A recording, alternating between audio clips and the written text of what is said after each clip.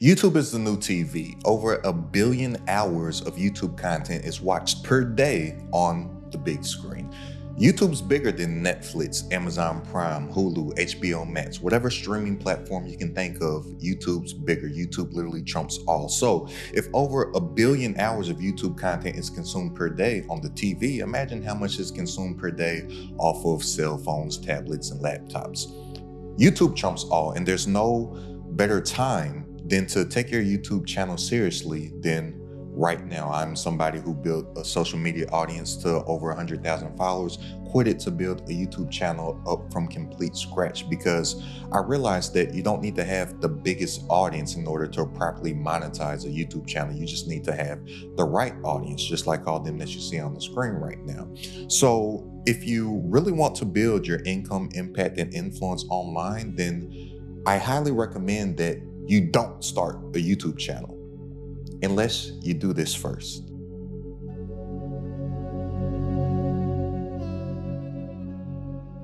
We are living in the best age in human existence because everybody has access to leverage now, and we can leverage a micro niche YouTube channel and make some life-changing income for ourselves pretty quickly. And it's only gonna take me about 5 minutes to break this down. So if you don't have 5 minutes to spare, then you may just stay stuck on the content creation hamster wheel like most aspiring YouTubers, when most YouTubers stay broke. And the reason why most YouTubers stay broke is because they're trying to be content creators instead of contentpreneurs. Now, content creators, they start with the content, whereas contentpreneurs, they start with the problem. So most creators ask things like, what kind of content should I make? Whereas contentpreneurs, they say, what problem do I solve? And then that problem that you solve becomes the center around everything that you build your channel around. Now, that word channel is key right there too. Now, we need to start using the definitions that already exist for these words instead of trying to make our own definitions for them, because so many people aren't viewing their YouTube channels like a channel. Now, I started off this video saying that YouTube is the new TV, right? Over 1 billion hours of YouTube is consumed from a television screen per month. Oh, not per month, per day, excuse me. YouTube's the biggest streaming platform, period. That's why companies like Netflix are trying to compete with YouTube. Now, if you haven't realized in the market, Netflix did a deal with iHeartMedia, which is a media conglomerate, to bring their podcasts over to Netflix so they can try to compete with YouTube. YouTube's the biggest. Outside of that, it's the second biggest search engine because Google, which owns YouTube, is the biggest search engine. But if I just bring it back to the word channel, let's think about this like TV. A TV channel. I'm a big sports watcher. If I cut it on ESPN, I'm looking for sports. If ESPN did not consistently give me sports, then I'm going to turn it to another channel to find my sports fix, right? This is the same as that thing that you need to do with your YouTube channel. So many people are trying to talk about any and everything instead of focusing on a specific painful problem for a specific individual within the marketplace and then consistently showing up for that person so you can actually build a catalog of content and have an actual channel of content all around the same subject. Now, with this, we have to take it a level deeper because we have to define and isolate the transformation. So the way that we monetize from day one is not just from the views. That's what content creators are trying to do. Content creators are just trying to do whatever that they think could get the most amount of views, cross their fingers and hope that they'll make some money from AdSense, or that they'll maybe get some type of sponsorship or partnership money from somebody that actually does have a business. Why not just promote your own products and business and offerings to your own audience that knows, like, and trusts you? They don't know, like, and trust whoever would pay you to promote their business. But it starts with the transformation, because people don't buy information, they buy transformation. So that's simply just an outcome. That's simply just a result. That's simply just a new identity. People just simply want to go from their current reality to their desired reality. That's it. And we are going to position our digital products and our offerings as the vehicle that will take somebody from their current reality to their desired reality. That's it. That's all that online business is, period. But with this, we have to know the offer first. So many creators are out here trying to build audiences And then they're just saying stuff like, oh, I'll figure out what to sell to them later. No, that's not the case. So you don't want to build an audience and then figure out what to sell. You want to know what you're selling before you publish your videos. And you want to position everything as an actual offer and position it as a logical next best step from whatever it is that they just consumed from you. So I'm not saying that you need to have something created and an offer ready to sell before you start making content. No, because that's the great thing about YouTube. It's not about the views that your videos get today. It's about the right views, the right leads, and the right sales that video that you post today will be getting weeks, months, and literal years from now.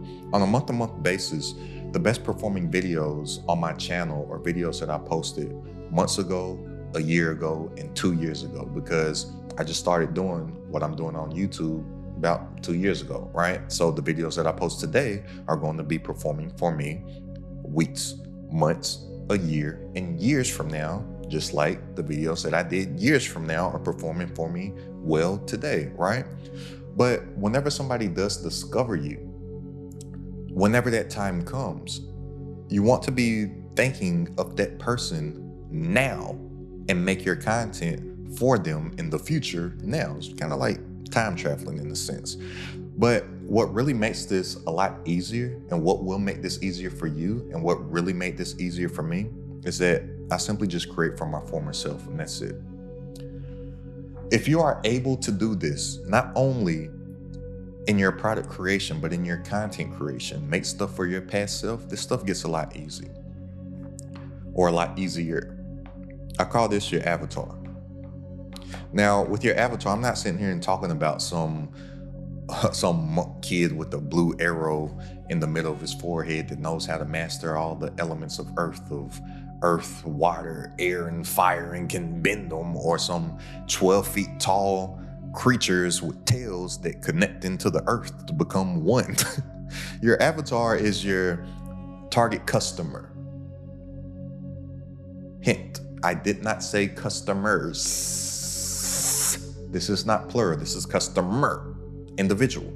You see, the problem that most people have is that they're trying to not only make content for everybody, but they're trying to sell stuff to everybody. And typically, when you're trying to make stuff for everybody, you don't make stuff for anybody, and it's hard to get in front of anybody. So what you want to do is that you want to focus on a specific person with a specific painful problem. Oh, that's a tongue twister. Say that 3 times real fast. A specific person with a specific painful problem. A specific person with a specific tough to do. But specificity and clarity is what actually sells, and you'll be shocked to find how many more people fits your avatar's profile once you consistently start to show up for that individual. So things start to become very easy and very simple for myself, because I'm only making stuff that I wish I knew then. Think about it. We all have hindsight that's 2020. We all say stuff like, man, if I only knew then what I know now. Well, guess what? I do know now what I wish I knew then. So I've simply just became the person that I wish that I had along the way. And I just make the stuff that I wish that I knew. I just make the stuff that I wish people were given the game for, and I'm just on a mission to make it crowded at the top. So you don't have to do this, but this will make it a lot easier for you. All the stuff that I make, whether it be product creation for my community or my content, I'm only making the stuff that I wish I knew 2 years ago, 5 years ago, 7 years ago, a decade ago, because at the time of me recording this video, I've been a full-time entrepreneur a little over a decade. I fired my job April 1st, 2016, right? So I simply just teach the person that I used to be. Now, with this, you need to be thinking people versus algorithm.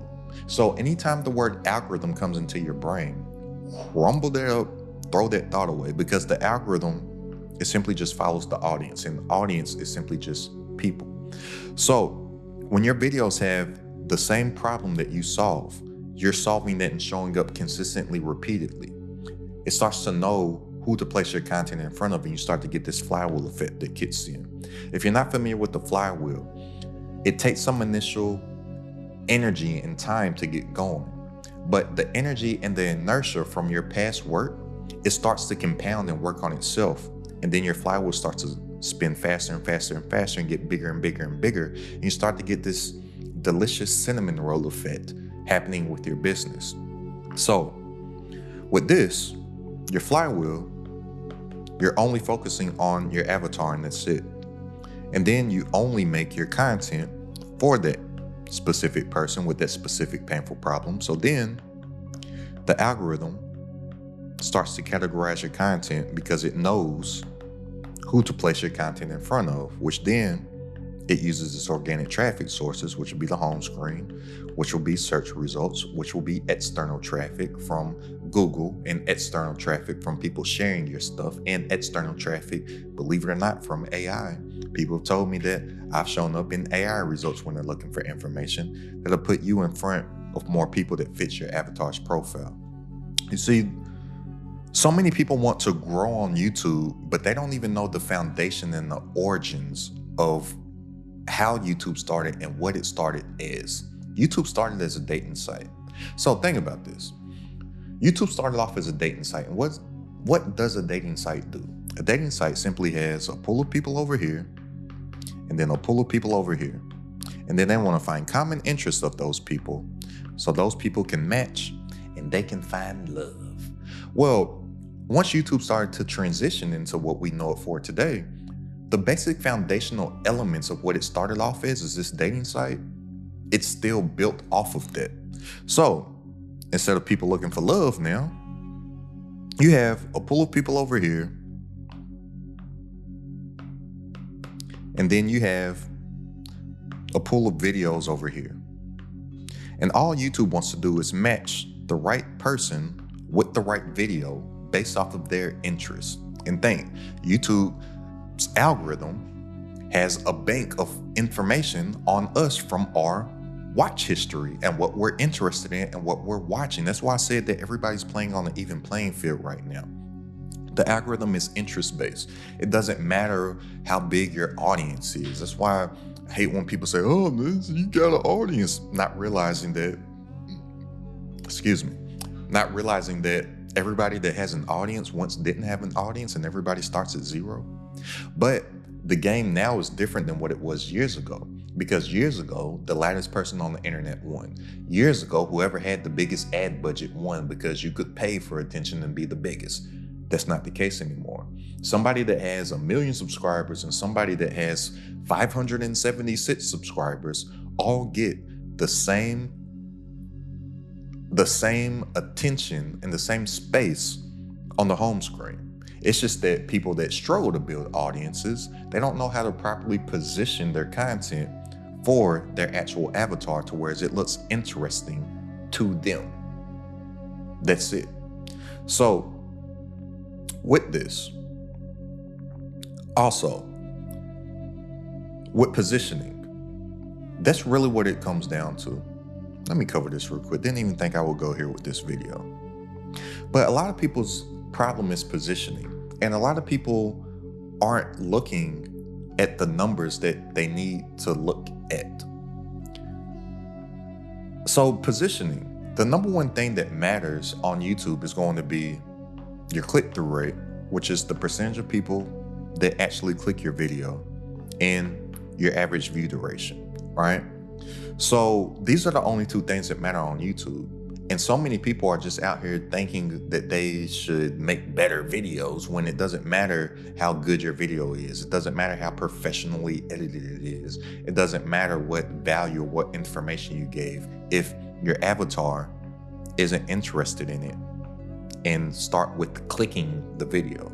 That's why we have to know who it is that we're talking to so we can make the stuff for them to where they're interested in, and then they'll click it. But when you're thinking like this, the right viewers start to watch you consistently time and time again. You start to get what I call the bench and buy effect, because people buy things from people that they know, like, and trust. Now, with this, treat each and every single video like an offer. That's how us contentpreneurs think. And treat your products like this as well. Don't go out here trying to sell stuff to people. We don't make money by selling stuff to people. We make money by genuinely offering a solution to a painful problem that they're going through as a logical next best step, because it's always going to be easier to draw someone away from their pain than to lead them towards their pleasure. And typically when people are trying to sell stuff to people, they're trying to lead them towards their pleasure, and that's a tough sell. People's guards automatically go up. And think about this. This is just basic human psychology behind us as buyers. People hate the feeling of being sold to, yet they buy stuff 365 days a year. But it's impossible for you to buy something unless somebody sells it to you. But everybody, including you and I, hate the feeling of being sold to. But we just go and buy stuff because we want it to. So if you position, going back to that word positioning again, whatever it is that you have to offer to the marketplace with your solution of a digital product, position that as an offer, a logical next best step to whatever the content is that they consume, then people will buy it because, for one, they want to, and they want to alleviate that pain to where they're seeking the information from. And we're in the trust economy right now. And in this information age and in this AI age, and information, it's abundant. But to be real with you, people are getting entirely too much information. People are lost in the sea of information. People are drowning in the sea of information. They're gravitating and will gravitate now, henceforth, and forevermore. And I truly feel in this online digital world, when everybody's trying to get as far away from people and be as disconnected with people as AI evolves and whatnot, people are just going to gravitate to trusted authorities who have lived experience through whatever it is that they're going through. Always position each and every single video as an offer, and your products as well. But your videos are offers also, because if you're positioning each and every single video as a solution to a problem, well, when they're scrolling their home screen or when they're scrolling the search results right now, that's them taking that offering to invest their most valuable asset that they own, which is their time, because you can't get that back. Money, you make money. You can make a lot of money really fast. It's not hard to do, but it's impossible to get your time back, right? So treat each and every single video like an offer, and realize that your video is not the goal. That's what content creators think. Your video is simply just a bridge. So want to take somebody from the video to some type of lead that we own or a digital asset that we own, to where we can convert them to a customer. And that's where building an email list comes in. Now, we don't own YouTube. We don't own the algorithm, but we have to lead the traffic from our micro niche YouTube channel into something that we own, which is an email list. Now, you have two ways to do this. You can either go the free route, or you can go the paid route to build the email list.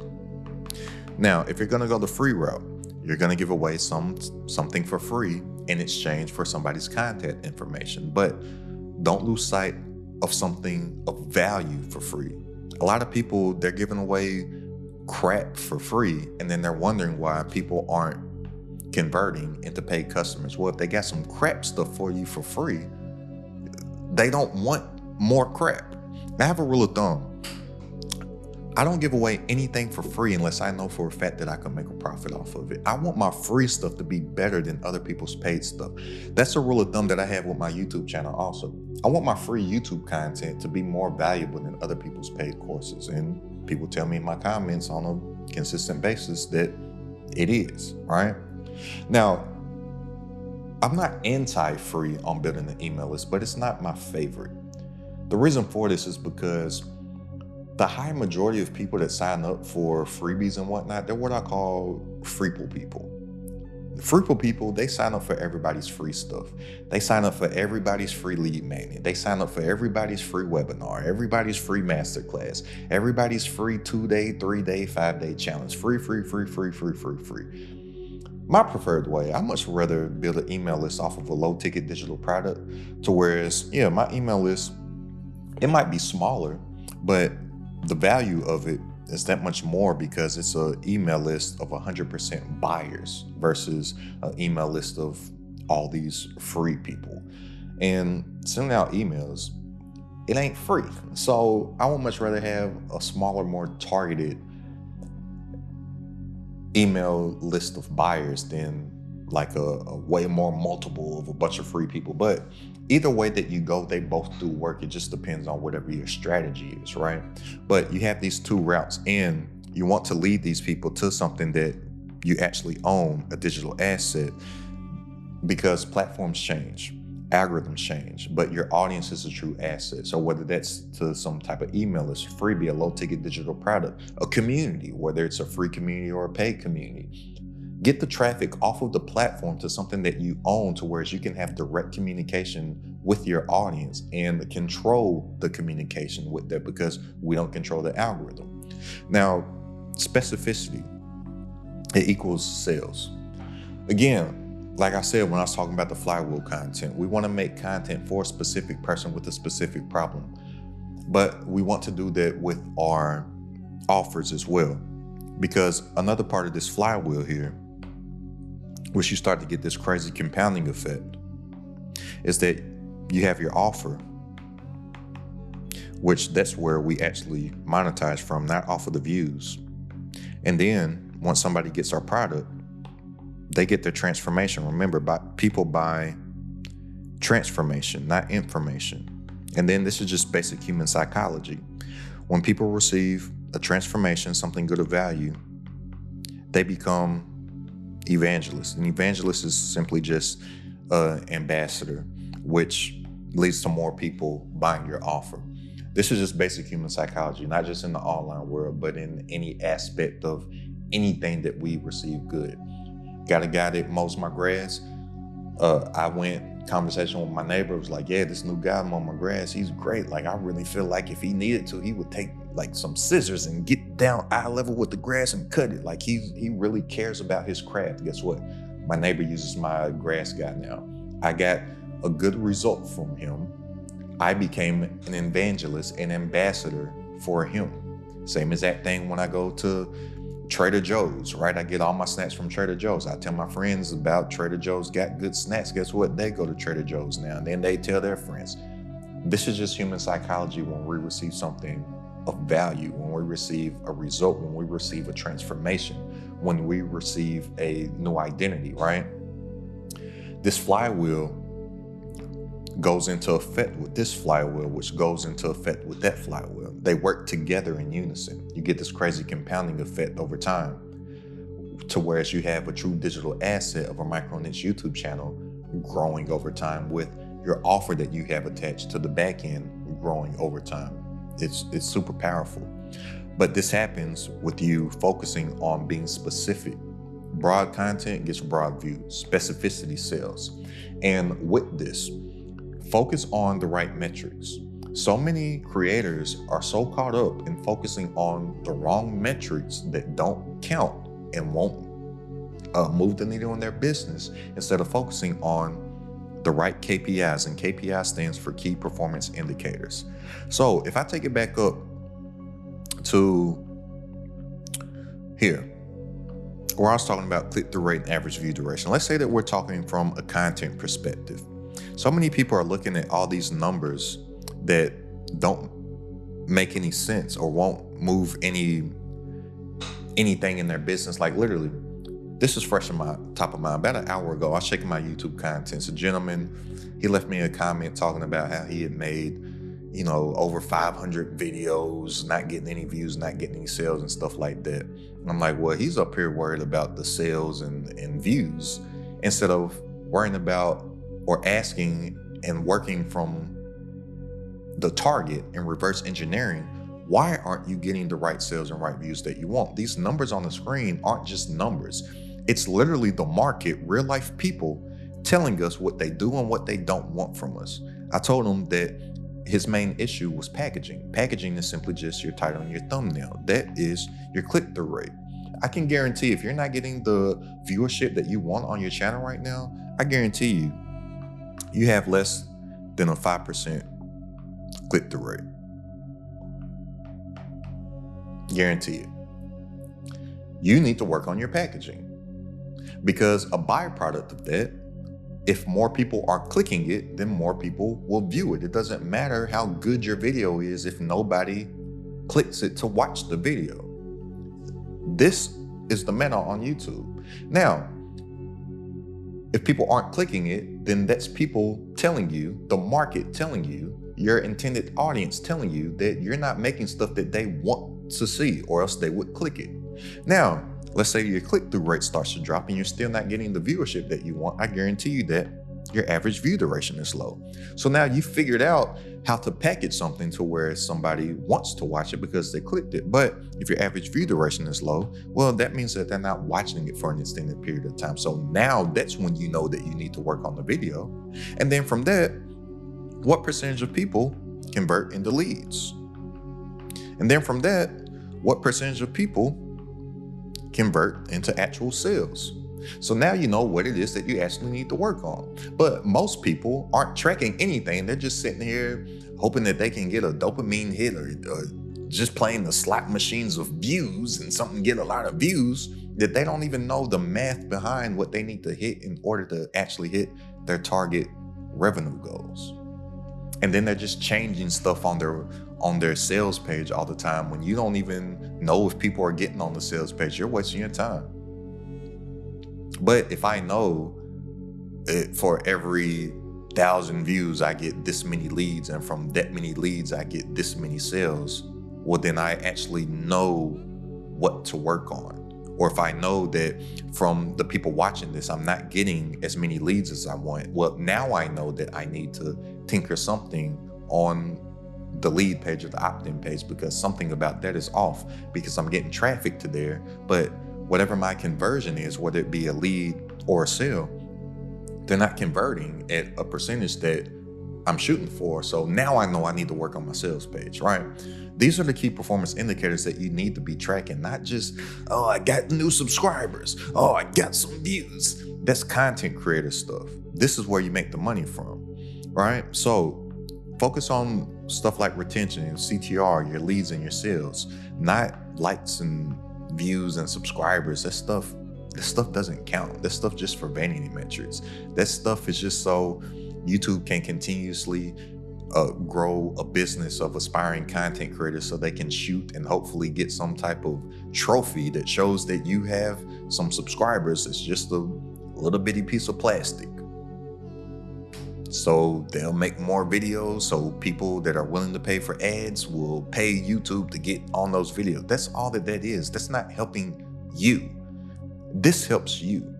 But with this, show, don't sell. Like I said, we're adding value to people, and that's how we do make the money. When you consistently show up and show people that you are a person of value instead of trying to sell stuff, you will attract the right people that will spend the money with you, because money is simply just a symbol that value has been exchanged. And that's it. So many people want to make more money. I ask them, what is money? They can't give me a definition. Every single thing that we spend $1 on, we only spend it on something that has a perceived value worth more to us than the $1 that we're spending on it. That's it.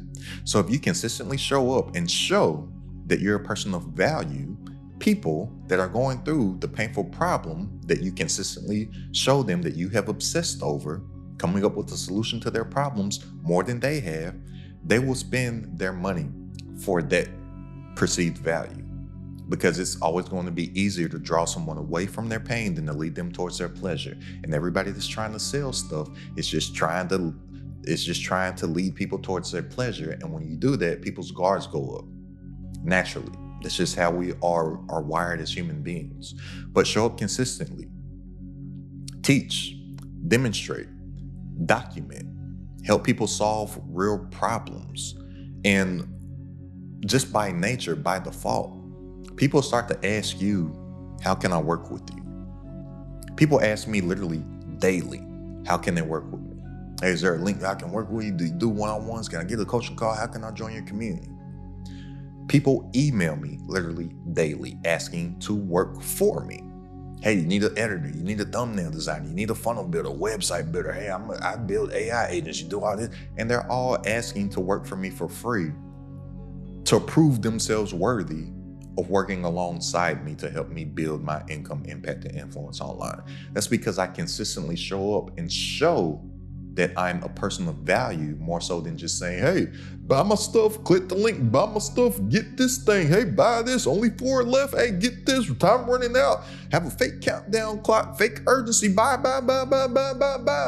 No, consistently show up, show your expertise, show that you have lived through the experience of how you get your knowledge and your expertise and your authority from your lived experience, and show up consistently so people will start to know, like, and trust you, because we're living in the trust economy and people buy things from people that they know, like, and trust.